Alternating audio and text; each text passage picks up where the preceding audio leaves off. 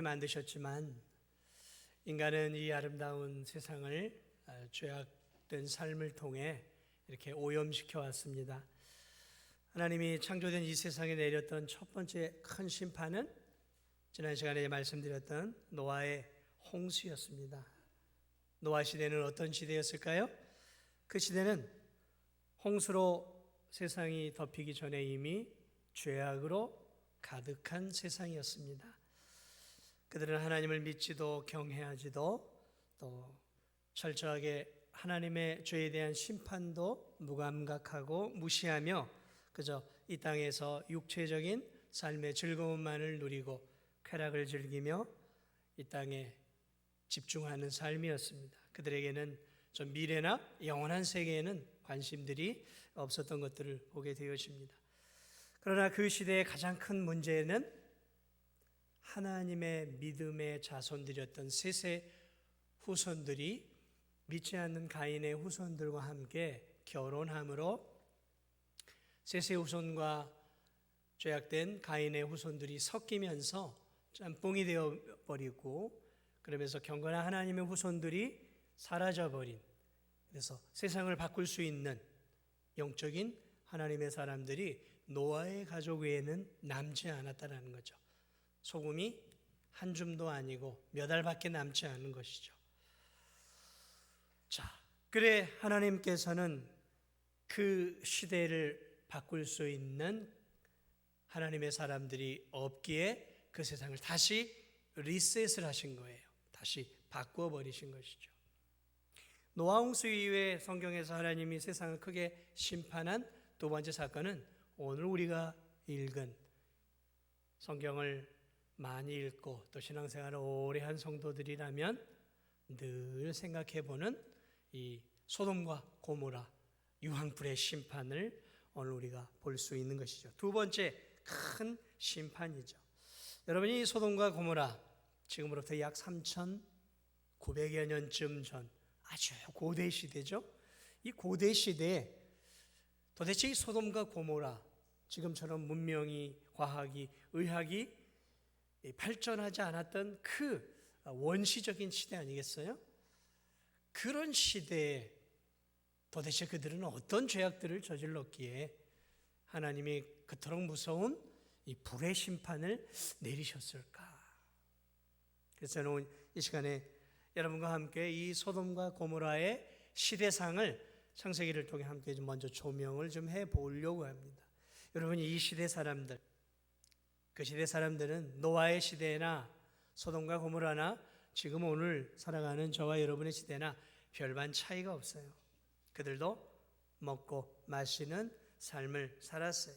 그들도 성장하면 장가들고 시집가고 애 낳고 애 키우고 애 학교 보내고 애들 크면 장가 보내고 뭐 이렇게 살다가 또 열심히 돈도 벌고 그리고 농사도 짓고 목축업도 하면서 돈을 벌면 좋은 집도 이렇게 만들고 또 땅도 넓히고 건물도 넓혀가면서 이렇게 부를 증식해 가는 삶, 우리가 살아가는 이 일상의 삶을 그들도 똑같이 살았다는 거죠. 봄엔 씨를 뿌리고 가을에 이렇게 추수를 하고 또 아름다운 곡식과 열매를 따서 또 겨울을 준비하는 삶, 이런 삶, 먹고 마시고 돈 있으면 또 물건도 사고 구입하고 사고 파는 이런 상거래의 삶을 살았다는 것이죠.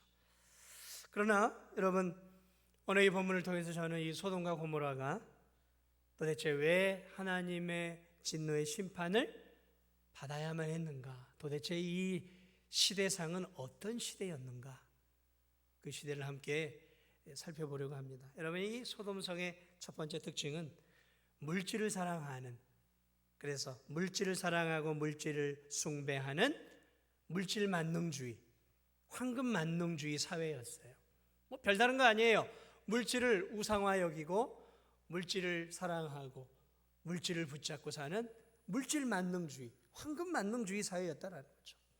창세기 13장을 보면 아브라함과 조카 롯이 함께 목축업을 하면서 쭉 이동을 하는 가운데 이제 하나님이 복을 주셔서 넘치도록 소와 양이 늘어나서 도저히 같이 함께 할 수가 없게 돼요. 그래 이 아브라함이 롯에게 이런 제안을 하죠. 네가 좌하면 나는 우하고 네가 우하면 나는 좌하리라. 자, 이 온 세상이 펼쳐져 있지 않냐. 네가 먼저 선택해라고 선택할 수 있는 양보권을 줘요. 그래 이 롯이 눈을 들어서 쭉 요단이 이 동편이죠. 팔레스타인 동편, 요단 동편을 쭉 보니까 이 수알까지 물이 있고 또 주변에 이 물로 인해서 이 땅이 기름지고 목축을 하기에 또 농사를 짓기에 너무 기름진 땅이 수알까지 쭉 펼쳐져 있는 거예요. 그리고 이제 그 너머에 뭐가 있어요? 소돔과 고모라 성이 이제 있는 것이죠.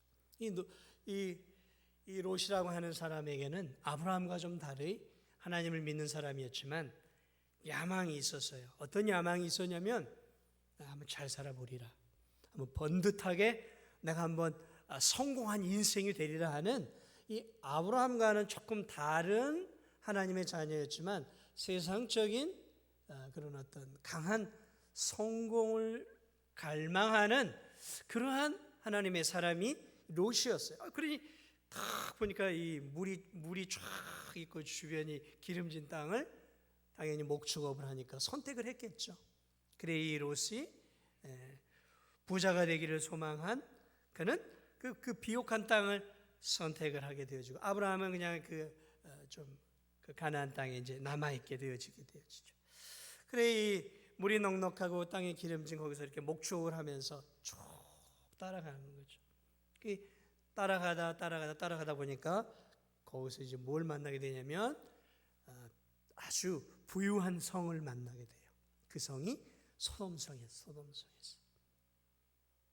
누가복음 17장을 보면 예수님이 롯이 살던 소돔의 삶을 이렇게 언급을 해요.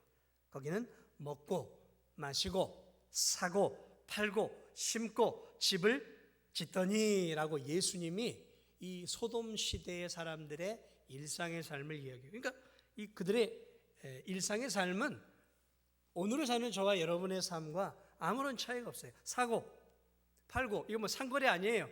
교역 아닙니까? 무역이죠. 사업입니다. 먹고 사는 문제. 사고 팔고 뭐 물물 교환, 아마 그 시대는 이제 물물 교환이겠죠. 무슨 화폐라든가 이런 것들이 아마 특별한 것들이 없었던 시대였을 거예요. 자, 물물 교환하던 그 시대, 이렇게 곡물을 주고 팔고 짐승들을 사고 파는 그런 시대. 그 다음에 심고 농사를 짓는 거죠. 그 집을 짓고 그 시대에는 뭐 지금처럼 뭐 집을 뭐 사고 팔고 하기보다는 본인들이 이제 이렇게 집을 짓던 시대 아니었겠어요. 그런 시대였다라는 거죠. 이 소돔 주변은 물이 흐르는 곳이란 말이죠. 여러분 이 사람이 문화가 발전하고 문명이 서려면 이 강을 끼고 있어야 돼요. 강이 없으면은 문명이 발전할 수 없는 거죠. 대한민국이 저 한강이라는 것들을 통해서 이런 대한민국의 기적이 일어난 거 아니겠어요? 모든 문명의 발상지에는 항상 큰 강을 끼고 있는 거죠. 티그리스, 유프라데스 강, 뭐 인더스 강, 또 애굽의 나일강, 이런 강이 있어야 문명이 꽃피고 문화가 피고 거기에 이제 사람들이 살면서 이제 큰 도시로 발전해 가는 것이죠. 이 소돔성이 그런 곳이었어요. 그러니까 강이 있고 토지가 비옥했단 말이에요, 주변에. 그러니까 이 소돔 사람들이 아무래도 농사도 지었을 것이고 또 목축업도 했을 것이고 또 강이 있었으니까 수산물도 있었을 거 아니겠어요? 그리고 성이 있었으니까 오고 가는 이제 그 무역상들이라든지 이런 상인들이 오고 가면서 소돔성을 통해서 물물 교환을 하는, 그러니까 이 오늘날 말하면 대도시예요. 대도시. 소돔은 이 경제가 활발하게 움직이는 이 돈의 흐름이 굉장히 빠르게 흘러가는 곳. 여러분 이 대도시의 큰 메가톤급 도시들의 특징이 뭐예요? 돈이 빨리 흘러가는 거죠. 시장 경제가 잘 흘러가는 거죠. 지금 이 소돔성이 그런 곳이었다라는 거죠. 그러니까 자연스럽게 이 성 사람들은 기본적으로 오늘 우리 시대처럼 이렇게 GNP 같이 해서 3만 불, 4만 불, 5만 불 정도 되어지는 부유한 도시였어요. 부유한 도시. 여유가 있는 도시였다란 말이죠. 먹고 사는 문제가 크게 어렵지 않은. 그래서 이 유목민이었던 롯이 유목민을 포기하고 이제 그 성 안에서 정착을 하게 되어지는 도시 사람이 되어지는 것이죠. 도시 사람들. 롯은 아무래도 이 성에 들어가서 한 오늘 성경을 보면 아브라함과의 헤어짐 뒤에 최소한 20년의 간격이 있어요. 그러고 보면 이 소돔성에서 오랜 세월을 살게 되면서 롯은 상당히 이제 세련된 그런 이제 문화와 품격을 갖춘 사람이 되었던 것 같고, 그 도시에서 나름 제법 성공하고 부유한 사람이 되었던 것 같아요. 오늘 본문의 1절을 보면 이런 말씀이 있어요. 1절을 볼까요? 천사가 소돔에 이르렀을 때 롯이 소돔 성문에 앉아 있었다. 여러분, 이 고대 시대에 소돔 성문에 앉아 있었다라는 이 관용적인 표현은 우리 구약을 통해서 알 수 있지만, 당시에는 이 성문, 그래서 성광장에서 대개 이제 그 지역 성의 유지들이나 지도자급 되는 사람들이 거기서 이제 재판을 하거나 또는 심판을 하거나 판결을 하는 곳이었어요. 이 보아스가 이제 여러분이 룻기에 보면 보아스가 성에 앉아 있는 그런 역할을 했던 사람이거든요. 그러니까 롯이라고 하는 사람이 이방인이긴 했지만 그 도시에 들어가서 꽤 성공한 거예요. 그래서 성문에 앉았다라는 것은 뭐냐면 그 지역의 원로가 되고 지도자급이 되었다라는 것이죠. 그러니까 경제적으로뿐만 아니라 어떤 인생에 있어서 오늘날 말하면 성공한 인생이 된 거예요. 좀 더 쉽게 표현하면 저 강남에 큰 수백억짜리 빌딩 한 채 정도 있고, 강남구의 뭐 구의원 정도, 서울시의 시의원 정도로 할까요? 예를 들면 그 정도로 나름 정치적으로 경제적으로 성공한 인물이 되었어요. 자, 어쨌든 이 소돔, 이 성은 어떤 성이었을까? 오늘날 말하면 저는 서울시 같은 그런 곳이었다라는 거죠.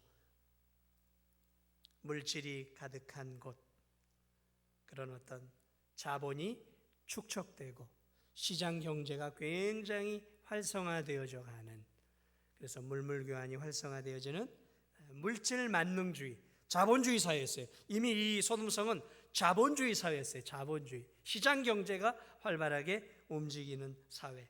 돈이 권력이고, 돈이 힘인 사회, 돈이 가장 중요한 사회. 오늘 이 사회잖아요. 그러니까 소돔은 오늘로 말하면 오늘 이 자유시장 경제를 추구하는 이 대한민국의 사회하고 뭐 큰 차이가 없는 거예요. 뭐 똑같다고 볼 수 있는 것이죠.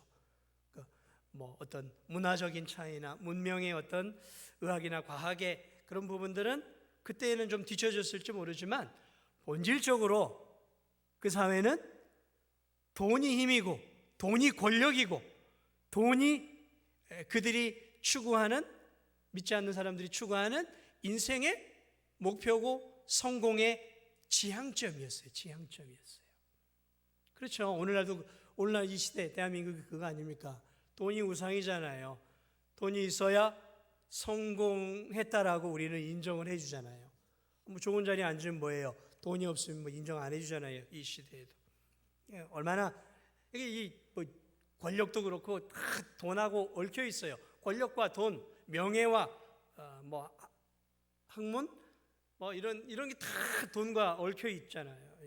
이 사회가 돈이 최고 아닙니까? 권력을 잡은 자들은 이런 돈을 갖고 있는 자들과 이렇게 연루가 되어지고 부정과 부패가 일어나는 거잖아요.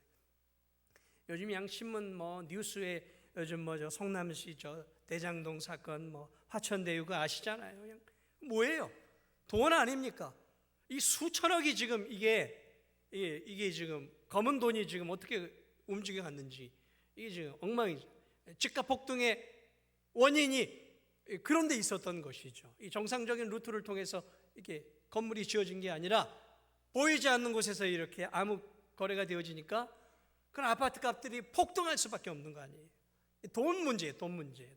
따지고 권력과 재계에 이런 사람들이 얽혀 있는 돈 문제 아닙니까? 여러분 이게 자본주의 사회예요. 자본주의 사회. 이게 소돔 성의 모습이었다라는 거죠.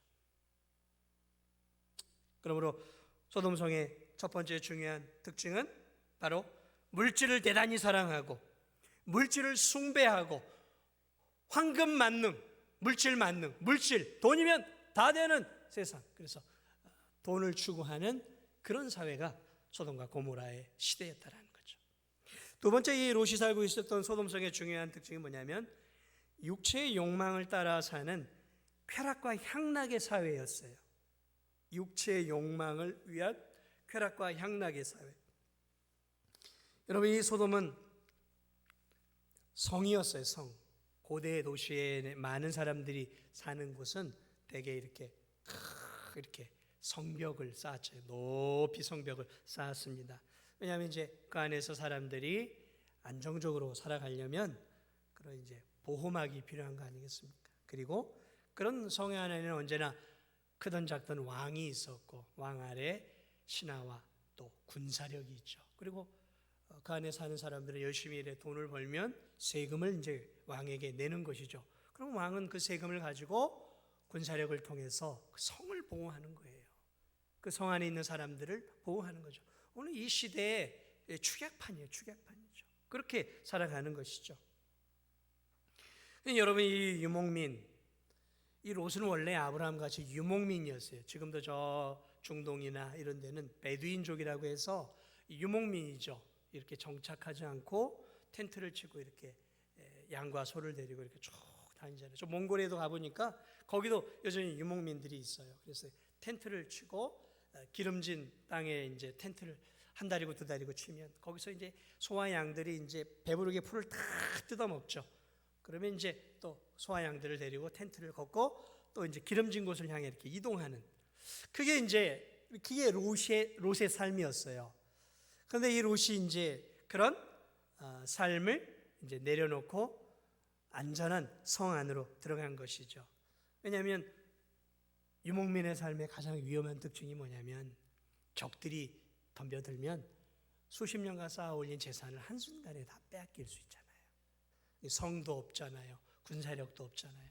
그러니까 안전한 성에 사는 것이 이 롯에게는 맞았던 것 같아요. 그래서 이 롯은 군사들의 보호를 받으며 세금을 내면서 성 안에서 부를 축적하면서 안전하게 살았어요. 그러면 여러분, 이 고대 시대의 성 안에 산다라는 이 의미 안에는 무엇이 있냐면 이제 정착민이 되었다는 거죠.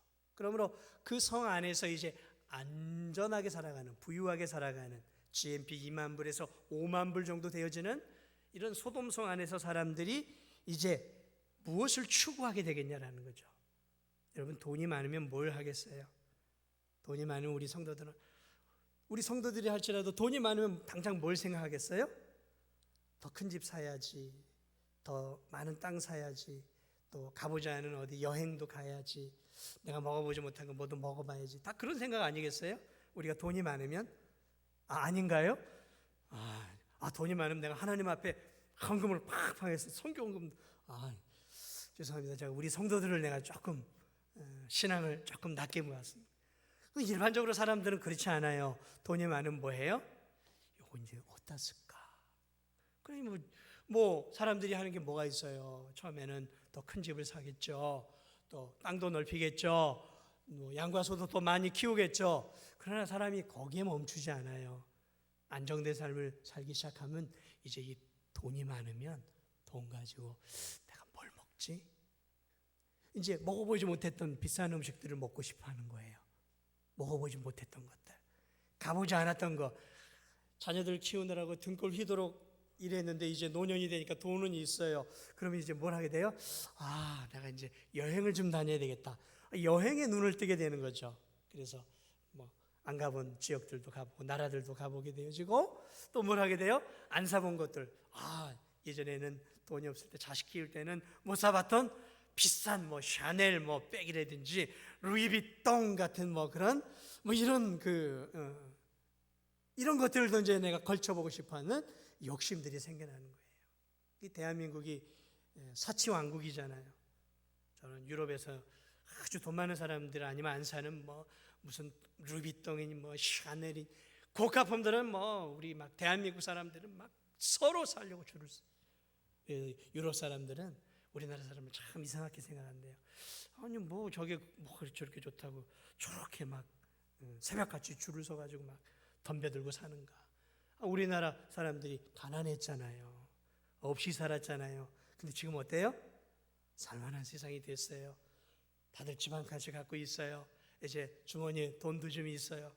그러니까 이제 먹는 문제 더 먹으려고. 요즘 뭐 TV나 이런 프로그램들 보세요. 다 먹방 아닙니까? 먹방. 어디 맛집 다 그런 거예요. 다 여행 아니에요. 세계 여행 뭐 가가지고 찍어가지고 막 보내면 요즘 그런 유튜브들 가운데는요, 먹방 유튜브들 가운데는 수백만 명의 구독자들이 있어요. 수백만 명이. 저런 MC SBS보다 더 강한 그런 구독자들을 갖고 있어요. 여행 이렇게 막 다니고 찍는 거 막 수백만 명이 보고 사람들 마음속에 무슨 마음이 들어요? 나도 저기 가봐야지. 그런 마음. 그게 뭐예요? 이제 사람이 문화적인 삶을 살려고 하는 거예요. 문화적인 삶. 먹고 사는 거기에서 문화를 추구하기 시작하고 거기서 죄악된 인간들이 하나 더 추구하는 게 있어요. 그게 뭐예요? 향락이에요. 쾌락입니다. 육신의 쾌락이죠. 그래서 정상적인 삶에서 벗어나요. 여러분은 왜 대기업 회장들이 세컨드, 서드 이렇게 곳곳에 둔지 아세요? 돈이 많으면 그 사람이 그렇게 되는 거예요. 돈이 많은 사람들의 특징이 다 그런 게 아니라 돈이 많으면 그렇게 일탈하게 되어 있는 거예요. 정상적인 신앙을 갖고 있지 않으면 일탈하게 되어지는 것이죠. 그게 세컨드, 서드도 그렇게 살아요. 그러나 여러분 거기서도 만족이 안 돼요. 사람은. 중독이라는 것은요, 술 한 잔에 만족하던 사람이 시간이 지나면 한 잔 갖고 안 돼. 한 병 해야 돼요. 한 병 갖고 하다가요, 1, 2년 지나면 거기 만족 안 돼요. 2병 해야 돼요. 3병, 4병. 그러다 이제 알코올 중독자가 되는 것. 마약도 마찬가지예요. 도박도 마찬가지예요. 점점 더 깊이 들어가는 거예요. 향락도 마찬가지예요. 모든 게 마찬가지예요. 성도 마찬가지예요. 그래 이 사람들이 그런 먹고 사는 것에 그렇게 넘쳐나니까 어디까지 왔냐. 오늘 소돔 성에 롯을 찾아온 사람들이 변장한 천사들이 사람의 모습으로 왔어요. 그런데 이 소돔 사람들이 밤에 떼거지로 이 남자들이 노소를 물문하고 이 롯의 집을 찾아와요. 4절과 5절에 이렇게 얘기합니다. 그들이 눕기 전에 그 성 사람 곧 소돔 사람들이 노소를 막론하고 원근에서 다 모여 그 집을 에워싸고 롯을 부르고 그에게 이르되 오늘 밤에 네게 온 사람들이 어디에 있느냐 이끌어내라. 우리가 그들을 상관하리라. 지금 남자들이 노인 남자들, 젊은 남자들 할 것 없이 떼거지로 수십 명이 지금 롯의 집에 몰려 들어왔어요. 왜 몰려 들어왔느냐? 우리가 그들을 상관하리라. 이 상관하리라는 표현을 정확하게 표현하면 우리가 성적인 즐거움을 가질 것이라는 것이죠. 이 동성애자들이에요. 집단 동성애자들이에요. 보니까 노소라고 하는 거 보니까 젊은이 동성애자들도 많이 있었고 노인 동성애자들, 중년 동성애자들, 그러니까 남자들이 대부분 동성애자들이었던 거예요. 그러니까 떼거지로 지금 몰려와서 이게 지금 롯의 집에 들어와서 내놔라, 우리가 저 외국인들하고 동성애를 좀 즐기겠다라는 거죠. 내놓으라는 거죠. 그러므로 지금 이 소돔은 경제적인 부패를 넘어, 경제적인 부유를 넘어 동성애가 만연한 사회였다라는 것이죠. 여러분, 이 동성애라는 것은 이제 유럽에서부터 왔죠. 유럽, 미국을 거쳐 지금 우리나라로 들어왔죠. 이게 부하고 연결이 되어 있어요. 잘 먹고 잘 살게 되어지면 필연적으로 성적 타락으로 이어지는 거예요. 가난한 나라는 동성애 거의 없어요. 먹고 살기 바쁜데 뭔 그런 뻘짓을 하겠습니까? 먹고 사는 문제가 해결이 되어지는 여유를 가질 때 주어지는 죄악들이에요. 이 소돔은 간음, 불륜 이런 사회를 이미 넘어섰어요. 일부 다처 뭐 이런 사회를 넘어섰어요. 이 지금 하나님 주신 성을 집단적으로 변태적으로 동성애가 만연한 막장 사회였다는 것이죠. 우리나라도 그렇지 않았습니까? 가난했잖아요. 여기 연세 드신 분들 50년, 60년, 70년, 80년 초반 얼마나 가난했어요. 허리띠 졸라매고 일했잖아요. 우리나라에도 보릿고개라는 게 있었잖아요. 풀뿌리를 먹어서 똥구멍이 찢어질 정도로 가난했다라는 말이 있잖아요. 풀뿌리를 먹어서 크게 안 나오니까 그렇게 가난하게 우리나라가 살았어요. 그런데 여러분 지금 보세요. 우리나라가 얼마나 잘 사는지 몰라요. 정말 잘 살아요. 지금 어렵다 하지만 여러분 저는 동남아나 아프리카나 이런 남미나 이렇게 가보면요. 우리나라하고는 비교가 안 돼요. 정말 우리나라 잘 살아요. 잘 사는 나라입니다. 그러다 보니까 이제 우리나라도 자식들 키우고 이제 자식들이 부모의 세대를 힘입어서 이런 풍요의 사회에 젖어들다 보니까 이 자녀들이 이제 눈이 어디로 돌아가냐면 죄악된 곳으로 이렇게 눈이 돌아가기 시작해요. 그러면 이 대한민국을 보세요. 오늘 이 대한민국이 얼마나 향락적인 사회가 되었고 육체의 쾌락을 즐기는 사회가 되었습니까? 손에 핸드폰 하나만 가지면 다 해요. 음란한 거 다 볼 수 있어요. 클릭 하나만 하면 음란물, 동영상 다 볼 수 있는 사회가 되었어요. 돈 조금만 주면 성을 사고 파는 시대예요. 어디서든 사고 팔 수 있는 시대가 되었어요. 너무 타락하지. 합의만 하면 지금 간음죄가 없으니까 마음대로 그런 간음죄를 저질러도 죄가 되지 않는 사회가 되었어요. 저 서울 한복판에서 해마다 동성애 축제가 일어나고 있어요. 저 부산도 마찬가지고 대도시에서 해마다 지금 이제 퀴어 축제라 그래요. 퀴어. 이 동성애라는 말이에요. 동성애 축제가 있어가지고 남자들이 여자들이 빤스 하나 입고 뭐 가슴 드러내놓고 우리도 이렇게 살 수 있게 해달라, 결혼하게 해달라, 막 이렇게 지금 막 여러분 지금 대한민국 이런 시대예요. 국회의원들 가운데 많은 국회의원들이 지금 이 동성애를 합법화하기 위해서 자꾸 지금 입법화시키려고. 그래 이 교회와 깨어있는 시민단체들이 막으려고 사투를 하는데 이게 지금 이 대한민국의 이 동성애 흐름이요. 이 작은 물결이 아니에요. 지금 굉장히 큰 물결이 되었어요. 여러분 국회의원 잘 뽑아야 돼요. 잘 뽑아야 돼요. 이 진도에서도 국회의원 뽑을 때 아무나 뽑지 마세요. 동성애 이런 거 추구하는지 이런 것들을 확인해 봐야 되는 거예요. 지금 이 나라가 굉장히 지금 위험한 사회로 가고 있다라는 것이죠. 간음, 불륜 이런 거는 이제 아무것도 아닌 사회가 되어버렸어요. 이 대한민국이. 여러분 요즘 제가 드라마들을 좀 유심히 봐요. 그런데요. 드라마 2개에서 하나, 3개에서 2개는 동성애 코드가 다 심겨져 있어요.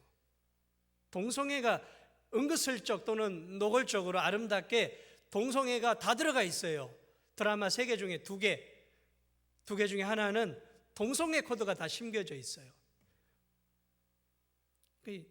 드라마를 보지 말라는 얘기가 아니에요. 그런 것들을 유심히 보세요. 그러면 이 대한민국 사회가 어떤 흐름으로 가고 있는지가 다 보인단 말이에요. 요즘 오징어 게임이라고 83개국인가 넷플릭스에서 드라마에서 1위를 했던 엄청난 일이에요. 이제 뭐 K-팝이 아니라 K-드라마 시대가 되었어요. 전 세계가 한국 드라마에 열광하는 시대가 되었어요, 여러분. 한편으로는 자랑스러운 일 아닙니까? 대한민국 드라마가 세계를 평정했어요. 그런데 세계를 평정한 이 드라마를 뜯어놓고 해체해놓고 보니까 그 안에 동성애가 있어요. 동성애가 있어요. 그 안에 무신론이 있어요. 그 안에 유물론이 있어요. 사람을 죽이는 것을요, 그저 이렇게 게임해서 애들이 이렇게 쏴 죽이는 것처럼 똑같이 실제적으로 게임하듯이 사람을 쏴 죽여요. 이게 공산주의에서 일어날 법한 일들을 이게 뭐냐면 공산주의가 무신론이거든요. 그러니까 지금 대한민국의 드라마를 통해 뭘 알 수 있냐면 지금 대한민국이 어떻게 흘러가고 있는지가 보인다는 거죠. 이게 동성애, 폭력, 살인 이런 것들을 아무렇지도 않게끔 잔인무도해요. 잔인무도해요. 사람 하나 그냥 빵빵 쏴 죽이면 그냥 막 피가 터졌. 이게 게임을 보는 것처럼 사람을 돈 때문에 쏴 죽여. 지금 이 대한민국이 참 심각하구나. 다시 말하면 이 대한민국이 세계의 악한 문화를 이끌어가는 선도하는 나라가 되었다는 얘기예요. 소돔과 고모라를 지극히 닮아가고 있는 대한민국을 볼 수 있다는 것이죠. 로마서 1장 26, 27절에는 이렇게 말세에 대해 이렇게 얘기합니다. 그때 여자들도 순리대로 쓸 것을 받고 영리로 쓰며 여자들도 순리대로 쓸 것을 받고 여자 동성애를 말하는 거예요. 레즈비언. 그 다음에 남자들도 순리대로 여자 쓰기를 버리고 서로 향하여 업력이 분리들하며 남자가 남자와 더불어 부끄러운 일을 행하여 이게 2000년 전 로마서를 썼던 바울이 그 시대상을 이야기하고 있었던 거예요. 로마 사회가 그런 사회였어요. 로마 사회가 동성애가 만연한 사회였어요. 로마가 왜 무너졌느냐? 많은 이유가 있어요. 그러나 하나님이 보시기에 그 사회를 더 이상 두고 볼 수가 없었어요. 동성애로 가득한 사회였거든요. 이 소돔성의 세 번째 특징은 무엇이냐면 육체의 쾌락과 욕망을 위해 폭력을 정당화하는 포악한 사회였어요. 폭력을 정당화하는, 쾌락을 위해, 욕망을 위해, 폭력을 위해 정당한 사회. 이 소돔도 낮에는 건전했어요. 상거래가 왕성하고 아무 일도 없었어요. 근데 밤이 되니까 집단으로 이 동성애자들이 지금 롯의 집에 쳐들어왔어요. 그리고 벌건 눈으로 그들이 이렇게 요구합니다. 내 나라, 우리가 그들을 겁탈하겠다라는 거예요. 겁탈하겠다는 내 나라라는 거죠. 여러분 적어도 지금 이 대한민국에서 뭐 동성애나 이런 것들은 대부분 조용히 은밀하게 이루어지고 있지 않겠습니까? 서로의 의견을 타진해서 하지 않습니까? 그런데 그게 아니에요. 오늘 이들은 집단적으로 성폭행을 하고 있는 거예요. 집단적 성폭행입니다. 폭력이 정당화되어지는, 밤에 폭력이, 성폭행이, 성추행이 정당화되어지는 발정난 숙회와 같은 처참한 짐승의 지경으로 떨어진 사회, 여기가 오늘 이 소돔의 남자들의 모습이었다라는 것이죠. 그러므로 소돔의 밤은 법과 질서와 윤리와 도덕이 무너진 괴악하고 부패한 사회였다라는 것이죠. 며칠 전에 제가 여성가족부로부터 서신을 받았어요. 아마 여러분도 받았을지 모릅니다. 대부분 받았을 거예요. 여성가족부가 하는 일이 뭐냐면 성폭행을 저지른 자들이 이제 사회로 돌아가면 그 지역 사회로 가잖아요. 그러면 성폭행 한 사람들의 신상 명세서를 편지로 해가지고 각 근처 집마다 나누어줘요. 종종 받아요. 뭐 어디 마을 어디에. 그러니까 물론 참 자녀를 키우는 입장에서는 불안하지 않습니까? 성폭행자들이 진도 땅 곳곳에 이렇게 들어와서 정착하고 살아간다. 그분들한테 미안할 수 있겠죠. 그분들은 이제 뭐 개가천선해서 바르게 살려고 왔겠지만 우리들 입장에서는 불안하잖아요. 특히 어린 딸들, 어린 아이들을 키우고 있는 자녀를 갖고 있는 부모 입장에서는 불안하죠. 이게 뭐 나름 뭐 발치도 채워보고 나름 이렇게 뭐 애를 쓰는데 갈수록 이 대한민국의 이 성폭행범들이 계속 증가하고 있어요. 줄어들지 않아요. 계속 가파르게 증가하고 있어요. 법은 강화가 되는데 성추행과 성폭행자들은 가파르게 증가하고 있다고요. 이 사회가 이 성 자신의 이런 그 도착된 성이죠. 변태적인 성이죠. 이걸 즐기기 위해서 이렇게 폭행을 저지르는 사회가 지금 점점 이 대한민국이 되어가고 있다는 것이죠. 포악한 사회죠. 강간이죠. 이런 성폭행. 이게 일종의 성폭행이죠. 이건 집단 성폭행이잖아요. 그러니까 이 소돔과 고모라가 그런 사회였어요. 집단 성폭행을 일상으로 저지르는 사회. 밤에. 무서운 사회죠. 무서운 사회죠. 오늘 이 사회가 그래, 이 대한민국이 그러지 않습니까? 이 말세의 징조예요. 그러니까 이 소돔과 고모라는 우리가 생각하기에 오늘 우리가 사는 세상과 아무런 차이가 없는 세상이에요. 우리가 보이는 낮에는 아무런 변화가 없지만 밤이 되고 보이지 않는 곳에서는 이러한 폭력이 난무하고 돈을 우상으로 섬기고 그리고 쾌락과 변태적인 변태적인 욕망을 채우고 그것을 이루기 위해서 이렇게 폭력을 정당화하는 그런 괴악하고 포악한 사회, 그게 소돔이었어요. 그리고 그게 오늘 이 대한민국의 모습이고요. 저와 여러분이 사는 이 시대는 지금 생각보다 빠르게 지금 타락의 길을 걸어가고 있어요. 그런데 여러분, 진짜 문제가 뭔지 아세요? 이 소돔과 고모라의 진짜 문제, 이 소돔과 고모라의 진짜 문제는 타락이 아니었어요. 그 소돔을 변화시킬 수 있는 소금이 롯 하나밖에 없었다라는 거죠. 그게 진짜 문제였어요.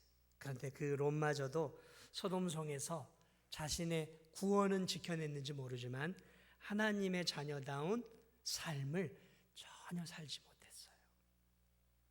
이게 오늘 이 본문의 가장 중요한 마지막 이야기예요. 롯이라고 하는 사람은 성공과 부를 추구한 하나님의 자녀, 크리스찬이었어요. 그래서 성공을 위해서 대도시로 들어갔어요. 좋아요, 살 수 있죠. 거기서 여인을 얻었어요. 근데 그 여인을 바꿔내지 못했어요. 나중에 이게 도망갈 때, 유황 뿌리더러 도망갈 때 이 여인은 여전히 세속적이어서 소돔을 돌아보잖아요. 그러니까 물질로, 탐욕으로, 세상 사랑으로 가득 찬 여인이었어요. 이 롯은 아내를 전혀 바꿔내지 못한 거예요. 롯에게는 2딸이 있었어요. 가정교육이 제대로 됐겠어요? 아내도 이 모양인데 2딸이 결국은 어떤 건짐을 받아 나오지만 어떻게 해요? 머릿속에는 온통 소돔과 고모라의 문화와 타락된 문화로 가득 차 있어요. 그러니까 우리가 자녀를 번식해야 된다 하면서 어떻게 해요? 아버지하고 관계를 갖잖아요. 그게 소돔과 고모라였어요. 목적을 위해 수단은 뭘 써도 상관이 없는 괴악한 사회. 그래서 아버지하고 하잖아요. 그게 누구였냐? 그 아버지가 누구였냐? 위대한 믿음의 사람 아브라함과 함께 믿음의 계보를 이은 롯이었어요.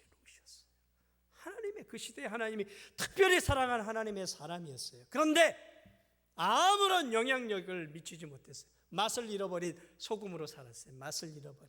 난 아내도 바꿔내지 못해, 자녀도 바꿔내지 못해, 예비사위 2명에게도 전혀 영향력을 끼치지 못했어요. 예비사위들에게 전혀 영향력이 없어요. 무가치했어요.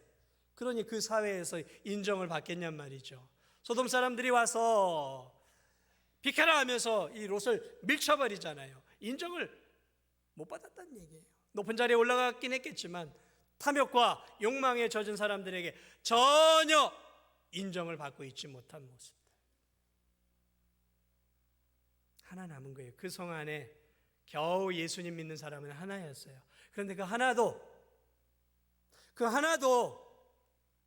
빛을 잃어버렸고 맛을 잃어버렸어요. 하나님의 자녀다운 경건한 삶을 잃어버렸어요. 욕망에 빠져 저들과 똑같이 크리스찬이었고 하나님을 믿었지만 예배는 드렸겠죠. 그렇지만 돈에 눈멀어 있었어요. 돈을 추구했어요. 명예를 추구했어요. 성공을 추구했어요. 그러다 보니까 성공했어요. 그런데 아내도 자녀들도 사위도 한 명도 건져내질 못하고 주변 사람은 더 이상 말할 거. 그 도시 속에서 겨우 자기 믿음 지키고 있어요. 소금도 일정량이 있어야 바다를 짜게 만들어서 썩지 않게 만들어요. 소금도 일정량이 생선에 뿌려져야 그 생선이 썩지 않는 거예요. 소금 한두 알갱이, 서너 알갱이 갖고는 안 되는 거예요. 일정량이 있어야 되는 거예요. 썩지 않을 만한 일정량. 그런데 그 일정량이 노아 시대에 없었어요. 노아의 가족만, 소돔과 고모라의 이 성에 썩지 않을 소금이 하나 있어, 한 알갱이밖에 없었던 거죠.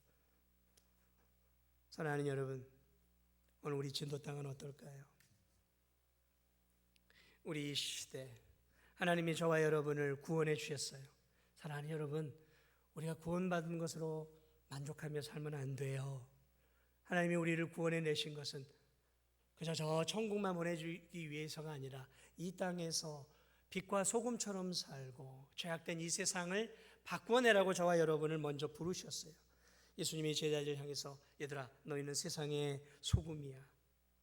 소금 같은 존재가 아니라 소금이야 그래서 소금. 빛 같은 존재라고 안 했어요. 너희는 빛이야 그랬어요. 달라야 한다는 거죠. 다르지 않으면 아무런 짝에 쓸모없는 거예요. 구원은 받을 수 있겠죠. 그러나 아무 짝에나 쓸모가 없어요. 세상 사람들이 겉으로는 예하고 인사하지만 속으로는 아이고 저 예수님 믿는다고 저렇게 사네. 여러분, 세상 사람도 예수님 잘 믿는 사람은 마음속으로 함부로 못해요. 오늘 우리는 어떻게 살아가고 있을까요? 하나님은 우리를 부르셨어요. 이 죄악된 세상을 썩지 않는 소금으로 부르시고 어두운 이 세상을 밝히는 빛으로 저와 여러분을 이 진도 땅에 대한민국에 부르셨어요. 예수님은 이 마지막 세상을 이렇게 평가했어요. 불법이 성행할 것이고 많은 사람의 사랑이 식어져. 불법이 성행할, 법의 기능을 잃어버리고 불법적인 일들, 이런 것들이 성행하는 시대가 되어진다는 거죠. 우리는 어떻게 살아야 되겠습니까?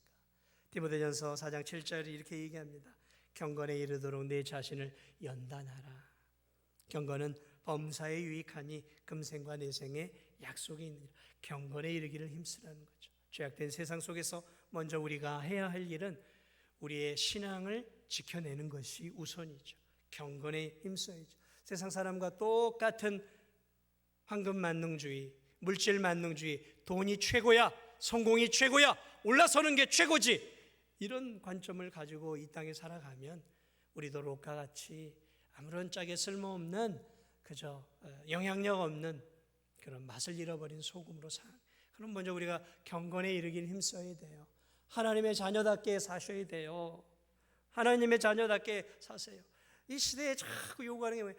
불의가 가득하다 그러잖아요. 불공정하다 그러잖아요. 그런 이 세상 속에서 적어도 우리들만큼은 공정하고 정의롭고 좀 우리들만큼은 크리스찬들만큼은 좀 진실하고 우리 크리스찬들만큼은 물질보다 더 중요한 가치가 있는 윤리와 도덕, 좀 진실함, 인간다움을 잃지 않는 그런 삶을 살아갈 때 사랑하는 여러분, 이 진도 땅이 더 유지될 수 있는 거 아니겠습니까? 오늘 우리가 이 시대의 마지막 소금이에요. 마지막 빛이에요. 그게 교회가 희망이에요. 그러니까 교회가 그 빛과 맛을 잃어버리면 그게 마지막 때가 되는 거예요. 어두운 이 세상 속에서 우리를 그리스도의 십자가의 보혈로 구원해 내신 이유는 그저 우리가 예수님 믿고 우리 천국 가도록만 하는 것이 하나님의 목적이 아니라는 것을 꼭 잊지 마시고 살아있는 동안에 우리를 이 세상의 빛과 소금으로 우리를 부르신 그 하나님의 부르심을 기억하면서 이 죄가 만연한 이 세상 속에서 영혼을 건지고 하나님의 자녀답게 살아가는 믿음의 삶을 통해서 저와 여러분을 통해서 아무쪼록 우리의 가정, 우리의 일터, 그리고 우리의 이 지역사회를 바꿔낼 수 있는, 변질을 막아낼 수 있는 그러한 참된 우리 진도중학교의 성도들이 다 되시기를 주님의 이름으로 축복을 드립니다. 우리 시간 함께 기도하기를 원합니다. 하나님, 나는 이 세상 속에서 어떤 삶을 살고 있습니까? 나는 세상의 빛입니까? 작지만 빛의 역할을 세상 가운데 감당하고 있습니까? 하나님, 나는 작지만 맛을 잃지 않은 경건한 소금의 역할을 감당하는 소금입니까? 주여, 나를 사용하여 주옵소서. 하나님, 우리 진도중앙교회를 사용하여 주시옵소서. 이 무너져가는 이 부패하고 쾌락과 향락과 타락을 향해 가는 이 진도와 대한민국을 끝까지 지켜낼 수 있는 그러한 빛과 소금의 삶을 살아가는 우리 교회와 나 자신이 되게 해달라고 우리 이 시간에 잠시 한 1분 정도만 기도하도록 하겠습니다.